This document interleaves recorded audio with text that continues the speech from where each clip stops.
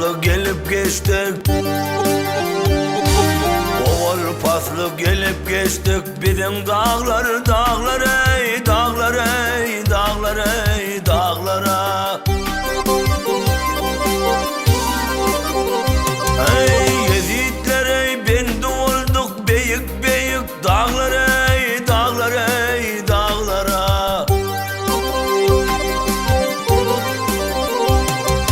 Sensin beyler seyilgâgı bu dağlarının padişahı. Biz ruhlarının kadamı ey, üstüme yık dağlar ey, dağlar ey, dağlar ey, dağlar ey, dağlara.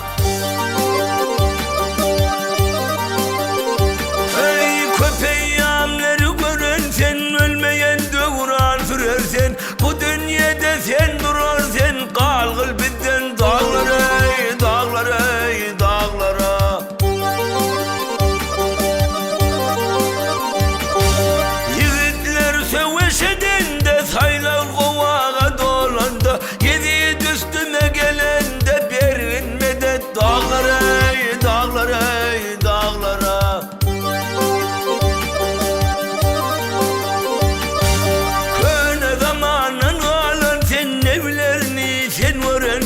Armansız devran sürersen bu dünyada dağlar ey, dağlar ey, dağlar ey, dağlar ey, dağlara. Ay bu düşmanlar yolum tutup devre taşım leşker basıp öz haline yağlar yutup bir gün